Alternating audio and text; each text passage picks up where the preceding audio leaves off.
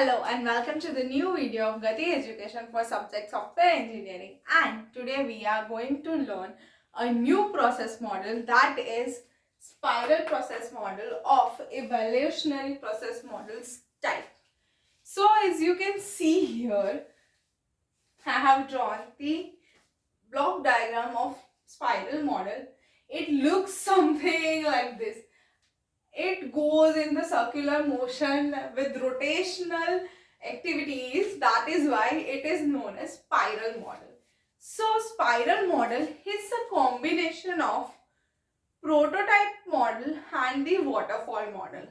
So as we have seen in the last video, the prototyping model that goes in the rotational way, right?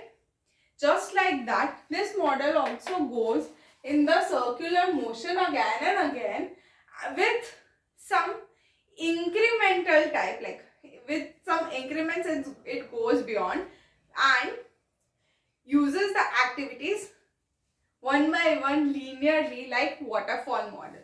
So that is why it is the combination of prototyping nature of prototype model and linear sequential nature of waterfall model. So here also the same activities goes on, that is communication comes first, then planning, estimating the cost, the resources, the effectiveness of the resources and all, then scheduling the plans which we have already created, and thereafter comes modeling part, wherein modeling, analysis and then designing part comes. Thereafter construction means making, that is coding part comes here, and then testing. Whatever we have coded gets tested, and then lastly this deployment. But along with the deployment, feedback is there.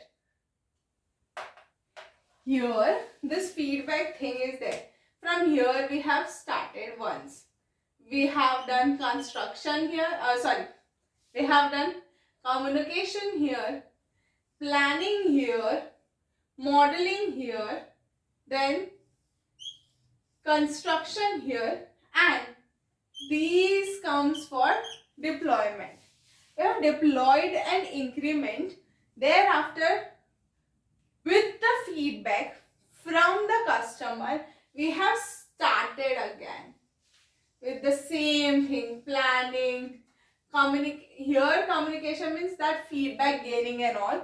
After this feedback and the different requirements, here we go with the planning, then modeling, then construction, and again deploy the thing.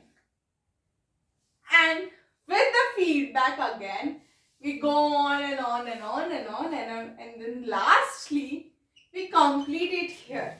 Once the customer is satisfied with the increments of the software it is getting, then we can stop. So here exit point is there, and here the project entry point is there. It starts from here, goes in the clockwise direction, and stops when the customer's requirement are met. The customer and developer should sit together and work upon the software to meet the requirements. And as this particular process model goes in such a way that big, like large scale softwares can be made using this spiral model. And a small tip in between, it is the most important topic according to the exams, so take care about it. Now coming back onto the video and explaining the spiral model. Spiral model goes in this way in the clockwise direction and deploys your product, deploys the software with some different software increments. So that is why it is used for large scale system softwares. It can be used in space shuttle sort of thing. Like for example, space shuttle programming is a big thing, right? Over there such sort of process models can be used. Now as it goes in such a way, the most advantageous thing of this process model is at any point of this process model, requirement changes can be done. So if I want to change anything here, I can say, and those requirement changes can be done at any single point of time. So that is why this is time saving. In waterfall model, what it was there, at the end we get the deployment and we can give the feedback. So process should be started from the initial stage, but here it is not there, that thing, and here it won't happen even, because at any point of time you can change, one can change the requirement, and that can be possible using this spiral model. Another advantageous thing of this model is risk can be identified easily and can be worked upon it because of the spiral nature of the process model. So these were some of the advantages of spiral model. Now again, let us discuss some drawbacks of the model. सबसे important, like the most important drawback of this model is the time. It is said now, time is money. So you cannot calculate or evaluate time to be consumed here when you are using this model, because at any point of time you can change the requirement. Now if the customer is changing the requirement, you need to build it again. The increment changes, and until the customer is satisfied, the increments goes on and on. So one cannot assume the time.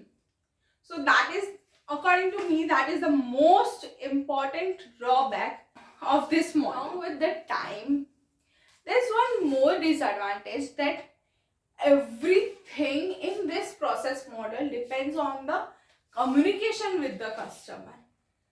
The clear customer's requirement will be, the more clearer and lesser increments will be in the process model. Like if the customer is not clear with the requirements and again we need to give them increments, then it is more time consuming. So everything depends on this part, communication part of the model. So in a way, this is most advantageous process model of all the process models we have learned till today. But there is a bit of drawback in this model too. So we have come to an end of the topic, and along with that, that's all for the video. Till then, keep learning, be safe, and do subscribe my channel and like the videos, and click the bell icon to get the notification of the new videos. Till then, bye bye.